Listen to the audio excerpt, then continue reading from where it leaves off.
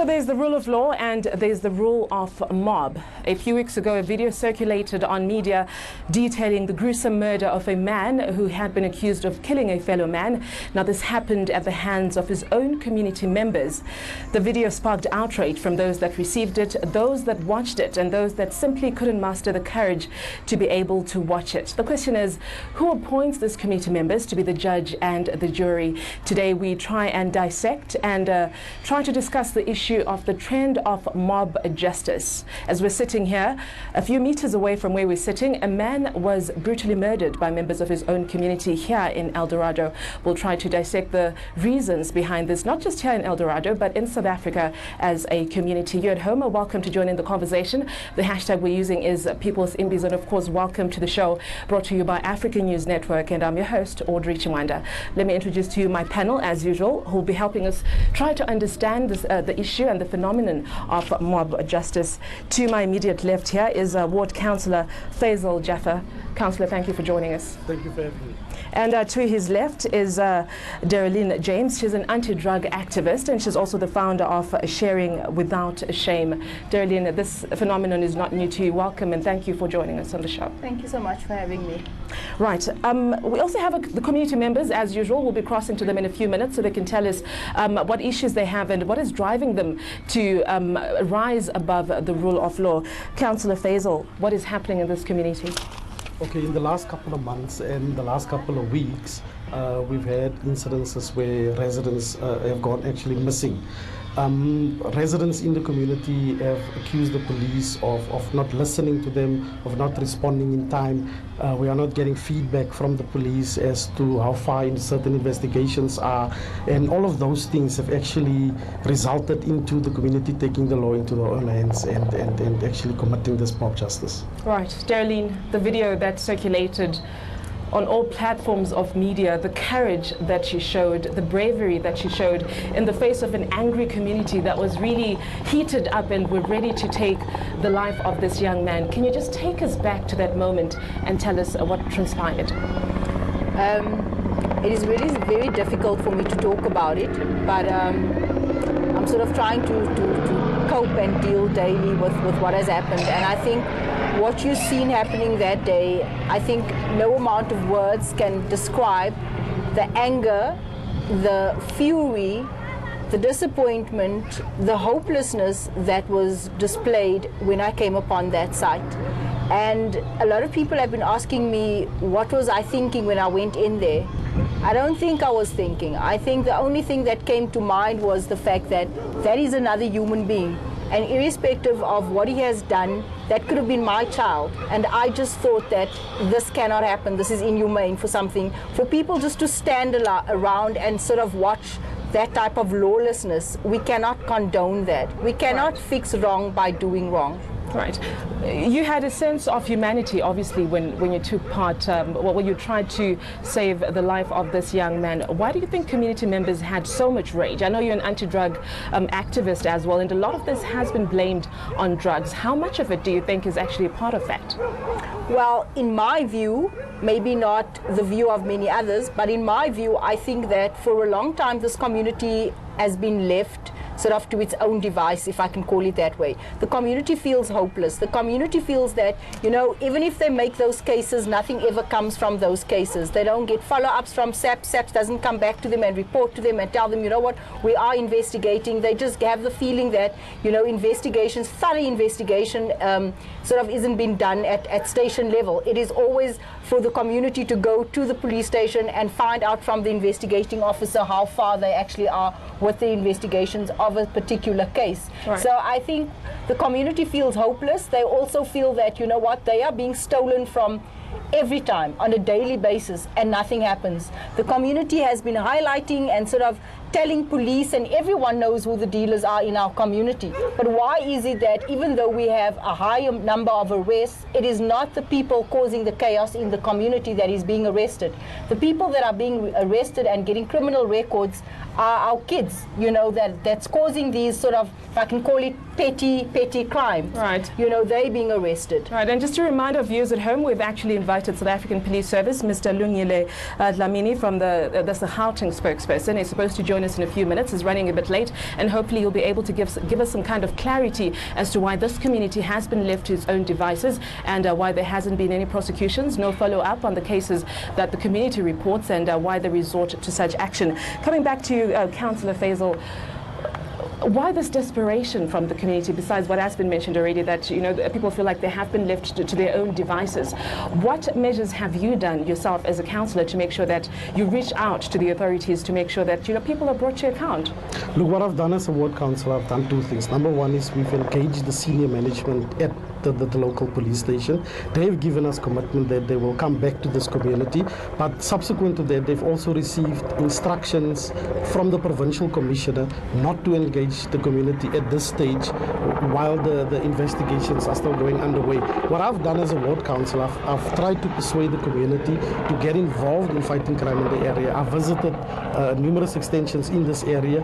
I've established a street committee in Buchanod Street. In Extension 7, I've done that in Alabama Street. So I'm still busy on my own roadshow trying to get the community to get involved so that we can also exercise our oversight over this police, and in such a way we were able to keep them better accountable. Do you feel overwhelmed by all this responsibility that you have to take upon? And I'll tell you this, when we came here a few hours ago, as we're talking to community members, you can feel that they want to tell their stories, they want to see a change in their community, yes, but they feel like perhaps there is no structures of communication or a way out of people that actually want to hear them out and be able to help them. Well, they are actually 100% correct. I do feel a bit overwhelmed. I'm also new to this as a new ward councillor, so that is why I'm having all these meetings in the various areas in this community, so that we can try and establish and get those communication structures in place. Right. Derlin, what is your take on this with regards to having structures that are able to help people? Do you think there's commitment from the government, even from the local government, to make sure that people are heard and people are given whatever they need to make sure they get out of this very desperate situation? I think the structures are there, the resources are definitely there, but I think the commitment and the passion and the willpower has been lost. I think people that are serving us, our public servants, no longer have the ideals of the people at heart. I think what we see happening not only in El Dorado Park but in our country is we focused on making decisions from the top down, and we're no longer listening to the people that are actually affected by all of these decisions. I just feel that, there's a great loss of interest from hearing from realizing that the voices on the ground, those are the voices that actually matter. Everyone else is focused on I don't know what. Personally, I have lost hope. I have engaged with government, from MECs to ministers to the president to everyone for the past sort of 4 years, and I can honestly say, we have tried to have those meetings, but 4 years later and we still find ourselves at exactly the same point. Yes, there are small strides that's been made, but still we're not getting the attention that we deserve. And I think what you said is very profound, because the people that matter are here, the people on the ground. They're the ones who know exactly what's happening. And for that particular reason, I'm going to turn to our community members to see if anyone has any comments that you'd like to say, any concerns that you'd like to air out, because this is the platform that you have to make sure that you reach out to the authorities to hear what issues you have. Anyone want to say something? My name is Bahmida Idris, the late Junaid Kirsten, as my best friend's son. Oh, and, I'm sorry, ma'am. I'm going to ask you to please just speak a bit louder, if you don't mind. Thank you. My question would be to the panel is that if Junaid's death was ruled out as electrocution, which I can't understand, because people were found with belongings of his, how is it that it's electrocution and nothing's going to become of electrocution? Because natural, that's ESCOM, so, or Set the Power, or whoever. So is the SAPS saying that Junaid's case is closed? What are they saying to us? Because I need to know. We need closure as a family. We need closure with regard to whether it is or isn't electrocution. Right. I mean, it's not fair that his mother has to still sit with the pain, and it still goes on. Yes, it is under investigation. So if it's under investigation, what have they investigated? Because we don't know about anything. Okay. My question is actually to the people that's not here at the moment, which is the police. As a community and as a member of Extension 1, I feel, and I also know that a lot of people feel like this, that the police have failed us. On the very day when the mob justice took place, we've been to the police station twice. We've informed them, we've asked why is the people that was in your custody released. There was no answers. The people there, they couldn't assist us, they couldn't care less of what's happening in Extension 1. When they eventually arrived here, they shot live ammunition which injured the 14-year-old son on his way from school. It's things like this, it's like they come, they can arrest your child for smoking dacha, they will take him into custody, things like that. They come to our yard. I stay in a yard that unfortunately is infested by drugs. So they will come there daily, every week they will come there just to, I don't know, for show off, to maybe to look like they're doing something. They will come, they will arrest someone, then after 2 days that person is out because of, like, they didn't find anything on them, they charged them, they wrongfully charged them for possession. The other day, the day of the mob justice, they came there, they took this girl, she undressed herself, she ran away naked in front of 8 police vehicles. The very next day they were back for the same thing. They do things like this, it's like they do it deliberately to frustrate the community of Extension 1. Now what happened to Clayton is a sad thing. Unfortunately, I am also a human being. I feel it for his family. But what happened to Junaid is worse. So for us to go to, went there, down there to go see this guy we all know, we all loved him. We know he wasn't a person like this. Then the police turn around, they say, electrocuted. I mean, now really, this person is naked. He electrocuted, so he went down there to go steal cables. It doesn't make sense. So yes, we need clearance. We need to know what happened to Junaid. We need to know if tomorrow I must go get my child there somewhere being killed by someone, and then the perpetrators is gonna get away with it, because our police stations, they just feel it's too much work for them to investigate a murder case. But should my husband smack me down now, they will be there in a hurry, 20 people to come and arrest him. Should my child smoke a Zol on the corner, they will come there, 15 vans to come and get him. Yes, drugs is a problem in our community, but so is the crime that's surrounding Eldorado Park Extension 1.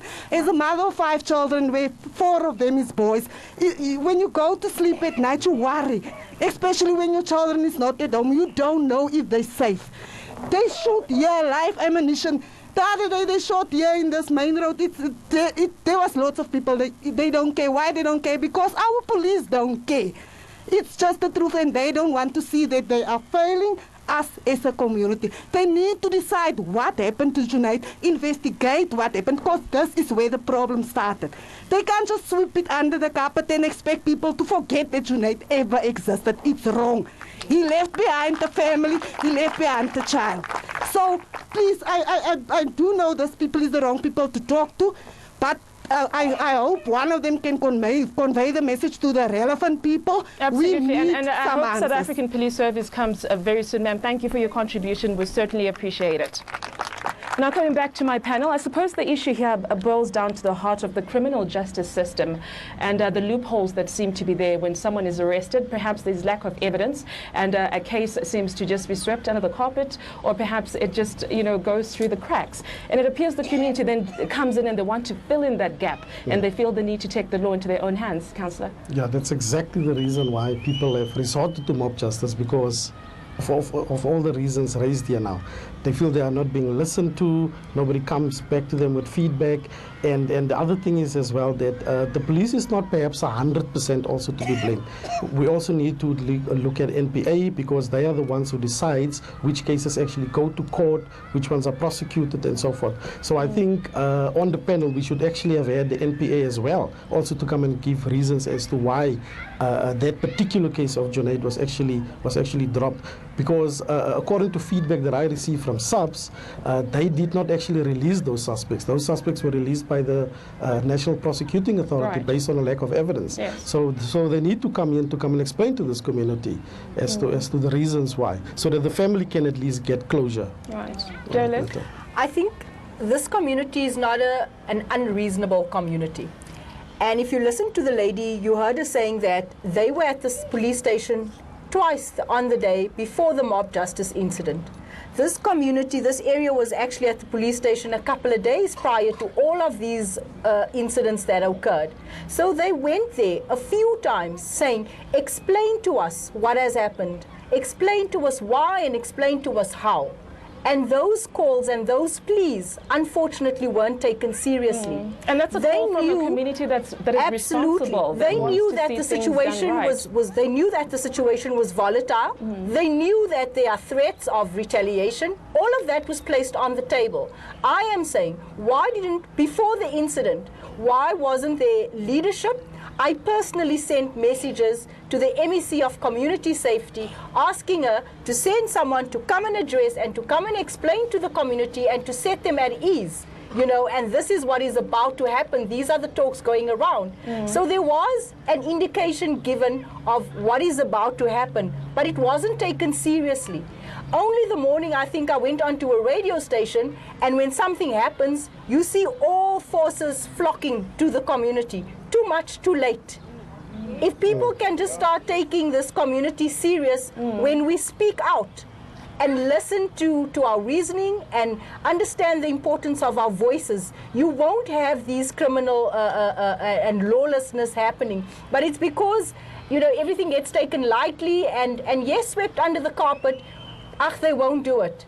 Nothing will happen until it actually happens, and then you're deploying the entire army and the entire police force here. Right. That is not what we want. We don't want to keep on reacting to things. Let us be proactive and listen and put structures and put plans in place that will actually attend to those concerns of the community. It actually reminds me of the fact that we had actually invited the Department of Community Safety to be a part of this panel, and they did not make it, and we don't understand why they didn't think it was important for them to be a part of this panel and be able to be accountable to this community that so desperately wants answers. How important is it for the community members to also be willing to give information? Because if anyone knows what's happening when it comes to the criminal activity, it is these community members. Do you think there's a sense of, since there's mob justice that happens, that perhaps people that feel the need to be a part of it because they don't want to be victimized if they're not a part of it? Well, from my experience, I've had a lot of people saying to me, and a lot of people going forward and saying, you know, the community has become active, a great part of this community, where they said, you know what, this is where the criminal lives, this is exactly what is happening here. So the community is constantly encouraged to participate and to speak out, which they are now doing. But they are now doing so, but they now do not have the support of the people who should be protecting them.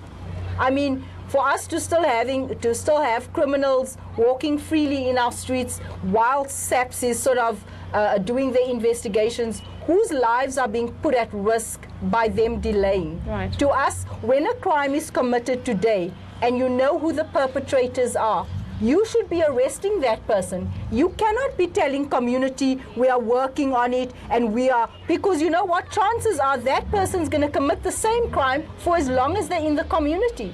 So if the community is feeling unsafe, obviously this is what's going to happen. And let me just say, I'm not condoning it, but I'm saying when we have speedy and swift action from the people that's supposed to be serving us, you're not going to see frustration and sort of these acts play out in our community. Councillor Faisal, yes, as much as I understand what Darlene is saying, but when we look at the culture of mob justice, starting at the level of community, is there a danger of this issue becoming a national issue where we descend into a jungle state where, you know, people do not respect the rule of law and, you know, things are exacerbated at that level? Well, it's already at the national level. I mean, the reason why the community of Eldorado Park have resorted to mob justice is because they've seen it in other communities.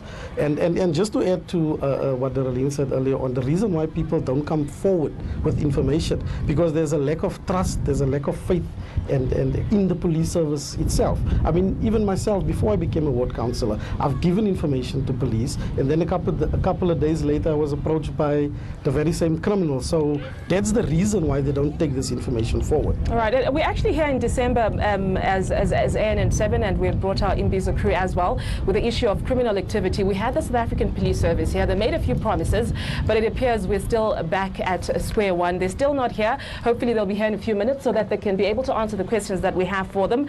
Do we have any more questions, concerns from the community members? Yes, ma'am. Good morning to the panel. Good morning to everybody here this morning. My name is Colleen. My son was one of the accused of this occasion, and he's been set free, as the councillor said. And I would like to comment to that fact that the lady Dereline and the first speaker here and Hazel Watson, they called a meeting that Friday on this grounds to the people, and they called for this mob justice to happen. So that is what happened. We have leaders in the community that tell people to do wrong things. Hazel was the one that accused me, and she said that the police are corrupt. Meanwhile, I told her, why did they arrested the people with the CPF. They took all the people that they said were involved in this occasion. They arrested themselves. They didn't wait for the police. So then, and when they were there, they were the ones that went on. There's still all the mob justice people around here. One lady that's standing there, she wanted to stab me. I risked my life. I stood in front of my son's flat, and I risked my life with my grandchildren. They are traumatized now at the moment. These people wanted to kill. They said they're going to kill my son and they were going to burn out the flat. Dereline was there before the incident happened, and the first lady and the other people, Hazel and them, they came to fetch my son's girlfriend. Like Dereline assumed that it was the Lolly Lounge. They came to fetch my son's girlfriend there, and they said, no, you must go. The mother was also with. The father used to live with my son also, because he also had problems with a roof over his head. So he came to live there, but now he passed on.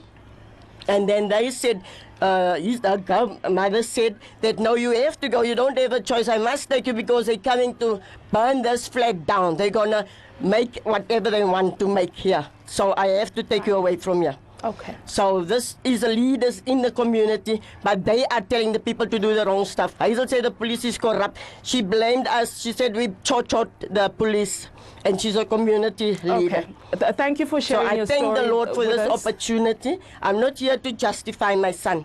I've got grandchildren, and that is their house. If I didn't stand in front of their door, they would have came in, and they even forced afterwards. They went back.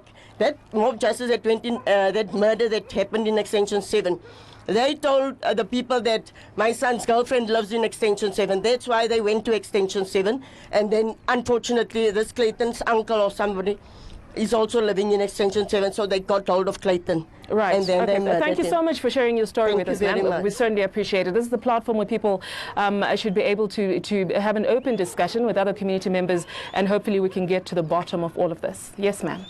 Okay, good day. My name is Felicia, and I'm also so very hard with this situation. We're not going to call names because we know in this community we have a problem of people getting killed. My brother was one of the people that got killed and tortured in this very same flat. And the people, when the police came, the police said that he was murdered. But at the end of the day, the results came out and they just said, no, he hanged himself. I mean, really, this is affecting all of us, and still we have to look into these people's eyes, and you must be, fear grips your heart. You just human, and even though you can quote the word of the Lord that says that God didn't give you a spirit of fear, but of love and a sound mind. But every time you have to walk past those people, they keep on and keeping murdering people and just get away with it. I mean, this is affecting everybody. Everybody. We are also traumatized with all of this happening because we also have children. And they also traumatized with all of this. They've been just set free and just do what they want to. That's why everybody, we just hear there's still bodies being picked up because those people are released. And I mean, really, don't people care? Right. Thank you for your contribution, ma'am. And just to remind our community members, if we cannot mention community members' names and accuse anyone until someone has been officially charged, there's a lot of anger that is simmering in our community. The situation is very volatile, so let's try and respect that law. Hello, everyone. My name is Hazel Watson. as a leader of the community, I just need to make something right because of the former speaker. The march that we have and the meeting that we had with Darlene was on the Tuesday when Junaid was found. On the Tuesday, everybody came to the soccer field. And every mother was saying, we're going down to the police station, we're going to have a sit-in until they tell us what they're going to do about this, because it was one body too much. And the other thing is that what we have also found about the perpetrators, it's constantly in this community, we have the same people's names coming up for crime activities. The same people constantly, where is a bag that's been grabbed, where is someone has been raped, where someone has been killed, the same people's names come up. We are fighting crime, we are abused by crime, because I feel that we are governed by these people. People don't want us to say that they are wrong. Mothers don't want to hear when their children are wrong. When you tell a mother that their children are wrong, they actually violently want to attack you. People do as they please. They live as if they are untouchable. I went to the councillor's office. I say, why does certain rules apply to the rest of us? But there's a certain family that rules don't apply to them. Right now we have, we went to government. We went to ask them to lock down lolly lounges. When the lolly lounge is locked, nobody's supposed to open it. But there's certain people that open their lolly lounges because they feel that they are above the law. And when you speak up, you're wrong. And that is not right. And that is when community boils over. Yesterday, I had people, and I had to talk to them. Even when I went to the council's office, I said, Faisal, I couldn't go home. There's people there waiting for me. They want to know, why doesn't this rule apply to these people? Let's get Councillor Faisal to respond to that. Yeah. Would you like to address that, Councillor? Also, there's an issue of a lack of leadership, or the leadership that is there also being corrupt. I don't know if you have been familiar with those accusations that are coming from the community members, and others that are above the law. Others are more equal than others. We see the same criminals coming back into the community. I think we have already addressed that, but it's a long list of procedures that then boil down to the same problem. Yes. Okay, when it comes to the allegation of corruption, amongst other community leaders, I've had numerous complaints coming to my office, but what I do as a ward council, I pass it on to the South African Police Service, and it's up to them to investigate these matters. When it comes to the lolly lounge, on that very same day when the community... Perhaps you could just, for the benefit of our viewers, to understand what the lolly lounge is. Well, a lolly lounge is basically where drug users would sit and smoke and use their drugs. That is what it And this is openly known in the community, This is generally open. Police. Yes, police are aware of it, and we also report these lolly lounges to police. But in this particular instance, what I've done on that Saturday, when the community complained to me about this lolly lounge, I acted immediately, and the lady can testify to that. On that very same day, I brought housing, the provincial housing department, and we closed down that flat. We actually welded that door closed. And then a few days later, I think it was 2 days later, the family came back and they actually broke down and opened the door and they moved back in. And I alerted them immediately. The police once again, and the housing happened. department as well. You see, it becomes a bit of a technicality for the police as well, because they can only act based on evidence and based on a crime that has been committed. So it's up to the housing department to actually lay a charge of trespassing, which I think they've actually done in this instance. And it's then basically up to the police to come and arrest those perpetrators. But from my side, I've done everything that I can. I've acted immediately in the community's favor. Darlene, the situation seems to have layers and layers and layers of issues. A lot of anger that is simmering in the community, again, from a lack of understanding and attention, and like you said in the beginning of the show, just being left to their own devices. Yeah, definitely. And I think, what community needs to be clear, each and every person, seated here today and everyone watching, we cannot fight wrongs being sort of tiptoeing. We need to stand for what is right. And sometimes standing for what is right is not going to get you people to like you, and you're not going to be the best person, right? Standing for what is right is not always easy, but we need to do it. And I think this is what this community has done. They are now standing for what is right, and some of the leaders here will be isolated for taking that stance. And this is why so many people actually prefer to sit back and to do nothing, because then you have people speaking out against you. I think I would rather have someone speaking out against me than for sitting still and for watching this community, and to sit still and to watch this community deteriorate. We are not saying that we are against children. We are not saying that we are against people. We are not saying that we don't want people to have the right to comfort, to live in a home, and to be at peace. What we are saying, what we are against the wrongdoings of individuals. We will embrace anyone, because that criminal, that drug dealer, whoever it is someone's father, it is someone's son, and it pains the family to lose a loved one. We are not saying that we are against people. We are against the wrongs. We cannot condone lawlessness. We cannot watch and keep quiet about it. We are going to take you on. We have sent through numerous warnings. We have given letters. You know, we don't just want to say we want to arrest you, because punishment without rehabilitation does not help and does not advance our country and our community. So our approach is, at first, we know that there's illegal and wrongful activities happening in this household. The entire community is aware of it.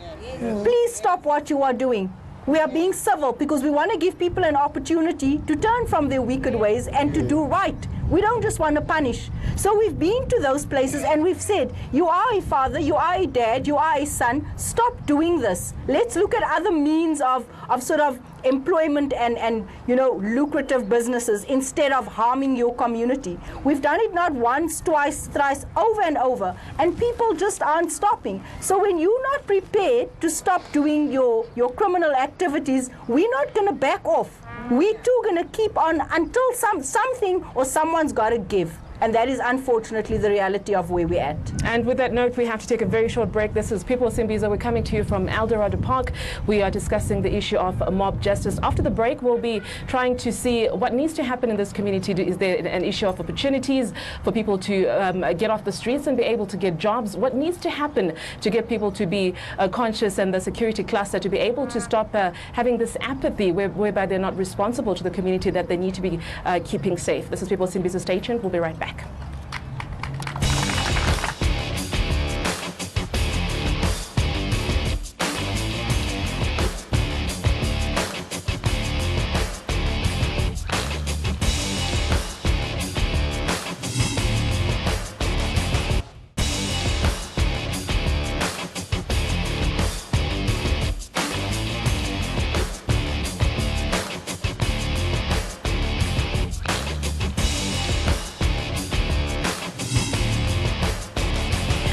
Welcome back to African News Network. Thank you for staying with us. This is your program, People's Imbizo. This time we're coming to you from El Dorado Park. We're discussing the issue of mob justice. Also the video that circulated on media of a man that was brutally murdered here. We try to see what is behind this phenomenon.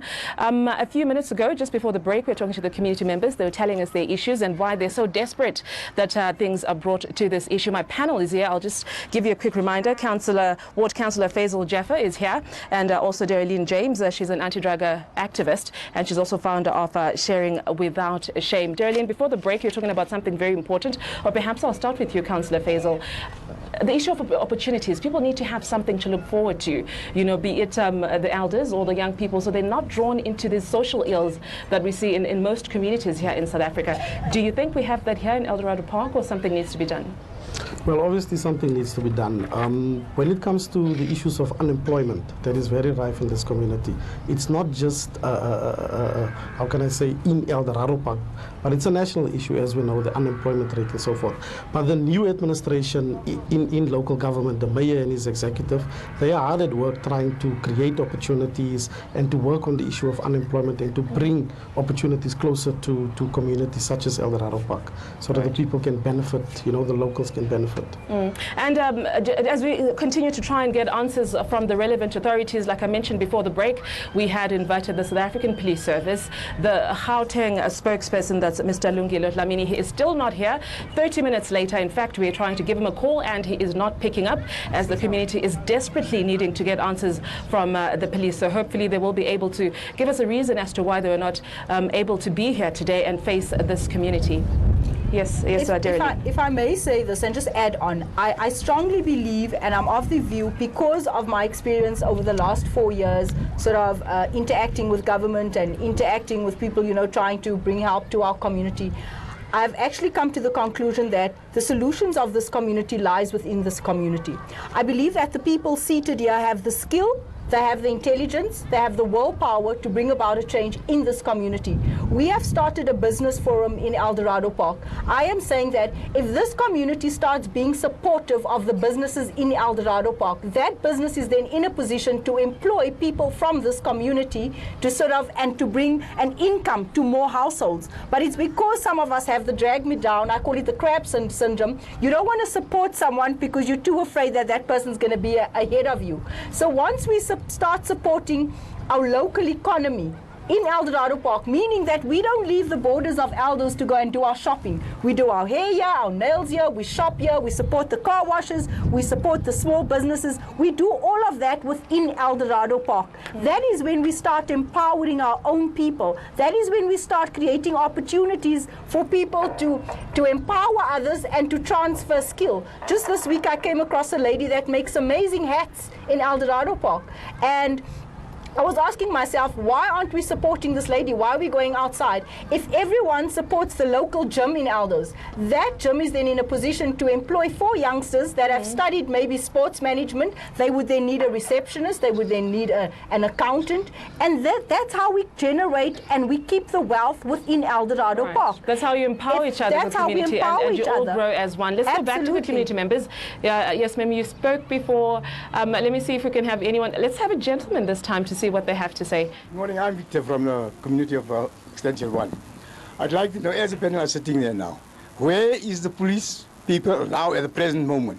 Now you can see for yourselves that what they think about the people of Extension 1. You think that we must sit around and wait for them when they feel like coming to come assist us with help. We need their help. They don't come to us. They don't assist us with nothing.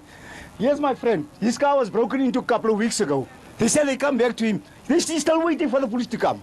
Well, the murderers are walking free. Everybody's free in Extension 1. Nobody cares about nobody. The people want to be top dogs. The drug dealers want to be top dogs. Everybody want to be top dogs here around here because the police, they don't worry. They say to you, straight to us, we've got the police in our back pockets. We do nothing. They won't do us anything. So is this a way to live? We can't live like this. We're all human beings. I don't want to lose my child. The next person doesn't want to lose their children. Now we've lost Juliet. Nothing has been done. No case has been made against the poor guy. Because now the family must sit and condole themselves. Whereas the community is there to stand with them. But the police doesn't do anything. So when will the police come and assist us with everything that we need of? When will we get answers from them? I want to know when will we get answers from them. For 2 weeks we've been sitting with meetings with them. In the office, in the police station. We want to clear the front desk. They don't do anything. What do they think about us? You colored people just can't go to hell. They don't need us. Right. But we need them. But they don't do anything for us. But they say we must work with the police. How can we work with the police when they do all the corruption in the police station? Thank you for your contribution, sir. It's really just, painful. Even as human beings, you can hear the desperation in the voices of the community members. Again, we're still hoping that the South African Police Service will show up. They committed that they will be here. In fact, they came just a few minutes before we started shooting, and they just disappeared. And this is the apathy that the community has been talking about. And hopefully they will be able to prove us wrong this afternoon. Yes, sir. I like to ask today, where is the assessment of the policeman? The policeman doesn't assist no one here in a community. That's why crime won't get to an end, the murderers won't get to an end. If they put attention here in El Dorado Park to give people jobs, I know it's a problem to give people jobs because they're going to get money and they're going to go buy drugs. But the police don't do the jobs. Not even one of the SAPS is here now, even. There's not one of them. They don't care what happened to the dockets and everything. People are making cases against them. People are going into the police station one day, 15 minutes, 20 minutes. He's laying there in a police station, he's out again. What happened to the dockets? Right. The people don't worry. People are getting killed. You can't even go in the streets 7, 8 o'clock, you're getting robbed. Huh? The police don't do their jobs. Where's the police? They don't put attention in El Dorado Park. People are walking with illegal weapons and doing funny things to our communities here. Huh? That's why it's happening all around El Dorado Park. Everything's gonna happen, and if the police doesn't gonna put attention to it, it won't stop. Believe me.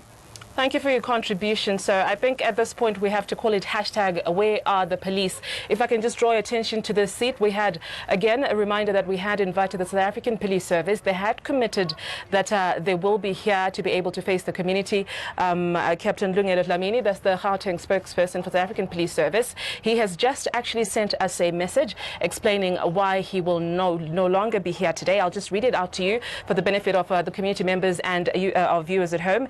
He says, after consultation with the station management, I was informed that investigation into mob justice has been escalated to a national office.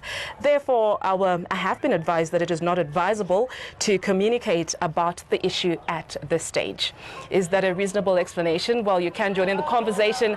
Use the hashtag People's Imbizo. Of course, we're at community level. At this point, we could have used any police officer to be able to come and sit here and explain a few issues, even from the local police station, and address the community members. Any sentiments from community members as to the explanation we've gotten from South African Police Service?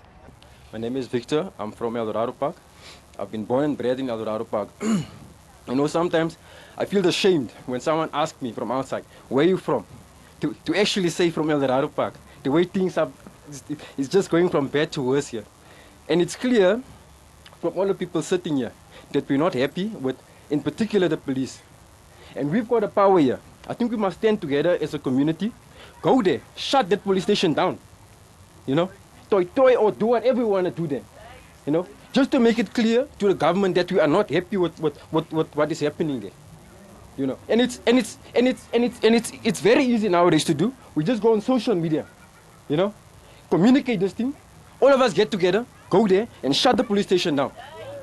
So I don't want to believe that you're inciting violence. I mean, if you're talking about marching, you have they're the doing right to do that nothing for in the us. Constitution. That's the only language that the government understands. But we're not here to incite violence, sir, and I need you to understand that. I understand your anger, but we have to be responsible citizens at the end of the day, because we need to do what's right going forward. The meeting was called. We are here right now. Yes, sir. And I respect your being here and communicating with us. It's very frustrating. Thank you. We're also very frustrated. We're hoping the police would be here, and we'll be communicating this message to them. Thank you so much for your contribution. Darilyn, would you like to say something? You wanted to say something before this? Sure, yes. Okay, are we having one more? Okay, all right. Good afternoon, everybody. I think to throw one stone at one place at the moment is not good.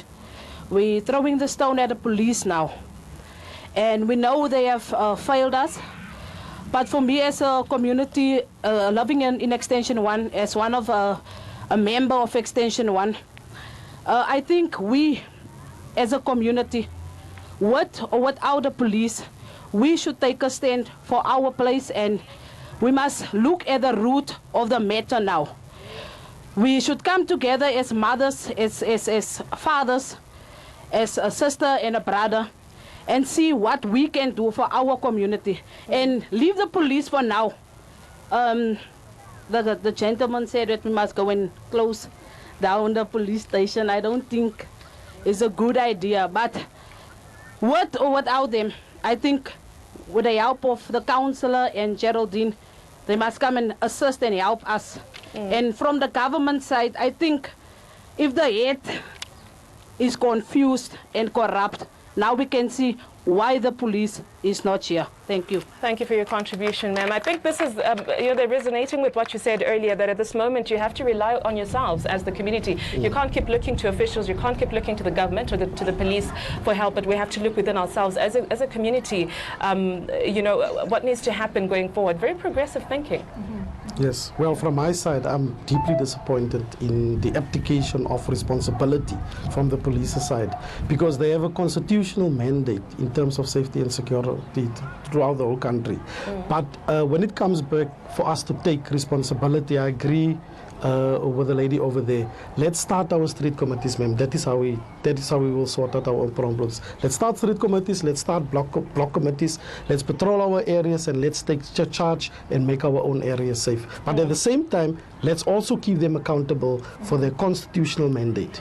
Yes, I agree with our councillor here. Let us keep them accountable, but let us also look at efforts and means that would advance us instead of waiting for other people who have clearly shown that they don't have an interest. I believe that sometimes, even if you don't have the answers to the problems at hand, just showing up and saying, I don't know, or I'll get back to you at a later stage, especially knowing that the atmosphere is so volatile. I think that would have been okay for the community, but just not pitching. That incites that anger again. But I also want to appeal to the people here today. Reality is that, you know, they are not here. We don't want to cause any more unrest, and we don't want to endanger any more lives. As much as we're saying we want to do something peacefully, there's always that one or two elements of, you know, or people that does their own thing and innocent lives are lost. So I think right now, let us just stay grounded, let us wait on SAPS, and let us meet and get together as community and see what it is that we can do right now that will sort of bring calm and affect change in our area. I just want to find out if we have any community leaders in our crowd today. The reason I'm asking, yes ma'am, is there a CPF here, Community Policing Forum? Do we have those structures in this community? Yes, sir. Good day, colleagues and everyone here. My name is Muhammad. I work with a local police department as one of the community police forum. We have a structure here in our sector 2 that does patrolling from Friday nights now and then during the week as well.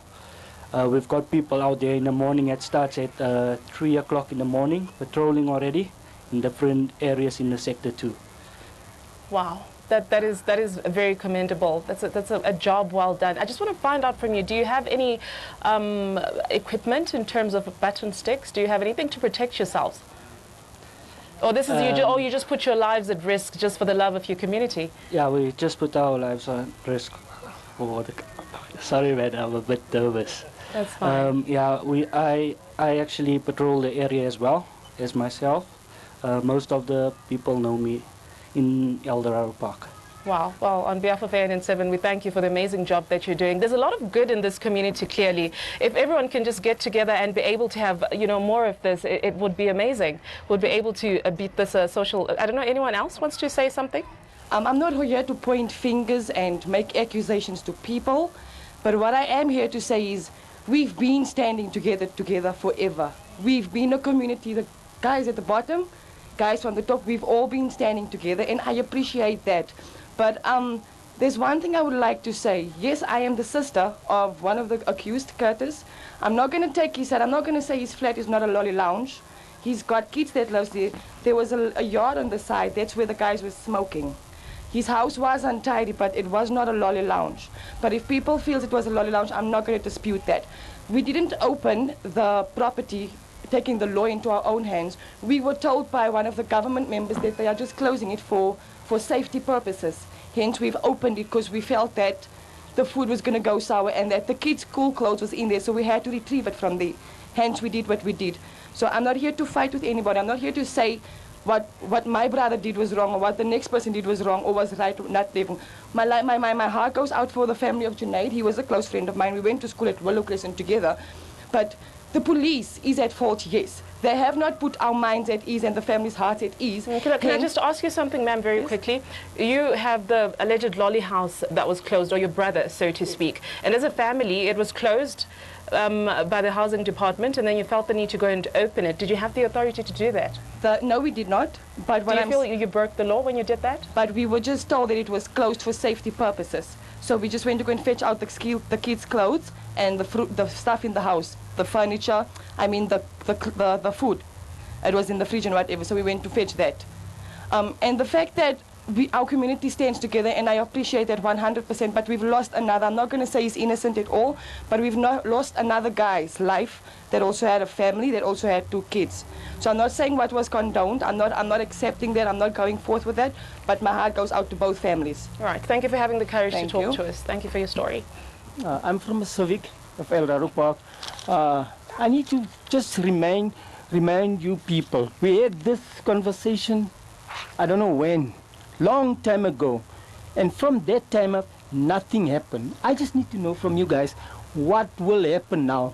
Get a way forward. We're running around, all around the bushes and say, this has happened, that is happened, but nothing happened actually. But what I want to know is, give us the way forward. That is what we want, a solution to this problem. Because the problem is, we see the problem, but we do nothing. So what we want to know is, what is the solution to this problem? I think part of what we resolved today, and as my panel you can help me to answer this, is that at times the answers have to come to us as a community. Because if we keep looking to people who perhaps are not committed to helping us or are not really ready to be able to be in that position, then maybe we need to come together as a community, and maybe perhaps El Dorado is what they need to do right now. Of course, with the help of NGOs, Darlene is here, your ward councillor is here. You need to have more open conversations and find a way going forward. We, as the community, take a resolution to this problem. I mean, where it leads to a mob justice. You understand? And we don't want that. What we want to know, the authorities, let them come with, we want to know from them that we keep them accountability for what they were saying to us. Not us say to them. They must say to us. Okay, the promises that they gave you. Okay, all right. Let's have, is there a community member who thinks they have a solution? Good afternoon. My name is Desmond Adams. I'm one of the survivors from the mob justice. Wow. I was the first guy that was assaulted. What I want to know is the rest of the guys that was picking up from the police and the community, how safe is those guys? As we're having community members and leaders and so forth, how safe are we? We saw what happened. We lost 2 lovely brothers. Everybody knows them. So now we're sitting and waiting for questions here. Answers need to be answered. So what were you accused of?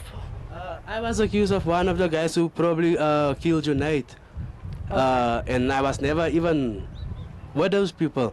Do you know the people that attacked you?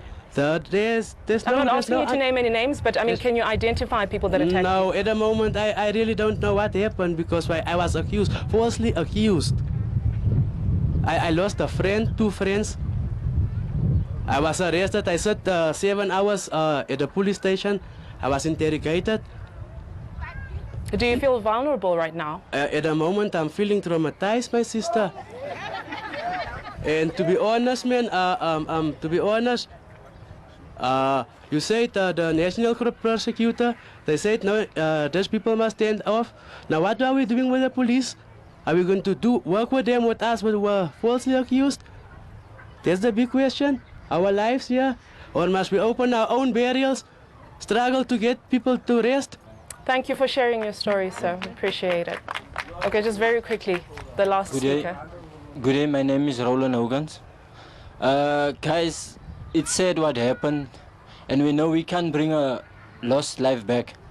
But what we can do as a community, we were trying to speak to quite a few of the members of our community that we can come together once a week, sit together, pray together, call on the Lord to help us here. Because fighting one another and pointing fingers to whoever won't solve the problem. But let us come together and sit as a community, as elders, as mothers and fathers, and sit and solve this problem by ourselves. Thank you. Thank you, sir, for your contribution. I certainly appreciate it. As we wrap up the show, I'll go back to my panel to see if we can get any final parting words of advice from them. Councillor Faisal, the community is desperate for leadership. They want to be able to form a way forward after this. Yes. Do you have any final words for them? Yes, absolutely. They don't have to be final. Obviously, you interact with them all the time, just for the show. Look, as I indicated earlier on, let's take charge of our area. I'm not saying that we should take the law into our own hands, but let's take charge in a way of, let's start those street committees, let's start those block committees, let's start the neighborhood watches. I am willing to work with the community. I'm even willing to work with Darylene, even we belong to different political parties, that doesn't matter. I think that's the way forward. Let's take charge. The gentleman indicated we can come together once a week and pray. We can patrol. I can come from the extension where I live and I can patrol in this area every now and then to come and assist. We can write letters to sponsors to see if we can get donors in terms of reflector jackets, flashlights. Let's take charge. Let's educate ourselves on what the CPF needs to do, because they have a responsibility, the CPF, to do oversight over the police as much as what the police have a constitutional mandate in terms of safety and security. So that is what I suggest. Let's take charge of our area. All right. Darylene, we've been down this road so many times. What do you think is different this time? Because we keep on, meeting as a group and talking and discussing these issues. People want to see a difference. What needs to happen different this time? Or has anything changed, do you think? Sure. I don't even know what to answer today, to be quite honest, but I think what I want to leave this community with is, don't ever give up. And don't ever feel that coming here all the time is insignificant. Change must come. And change does not come easy. For as long as you wake up in the morning and you are breathing, it is an opportunity for you to add value to this community. I too am frustrated at times. I too am at a loss of words at times. I too don't know what to do. But there's one thing that we should never do, is to give up and say, I have tried. Somewhere, somehow, someone out there is listening to us. And that moment when you are ready to give up is that moment when we are close to our breakthrough. I just want to say, don't become despondent in meeting. Alles are net 2 of 3 mense daar. Show up. Because when we show up in numbers, that is when people start taking us seriously. So they never undermine or underestimate your presence here today and your voice here today. We are going to get it right. It may not be tomorrow, it may not be the day thereafter, but you know what? For as long as you people are showing up the way you have today, that gives me hope that change will come. I couldn't have said it any better myself. You at home, thank you for watching the program. We certainly appreciate it. Let me also take this opportunity to thank my panel. That's Ward Councillor Faisal Jeffer, and we had anti-drug activist, that's Darylene James. She's also founder of Sharing Without Shame. Our community members, having you here has been priceless, and I think if we can take away anything today, it is the issue of a social cohesion. Before we look to our officials, before we look to the government, as communities, people need to get together, have an understanding and a love for one another. This has been People's Imbizo. Goodbye.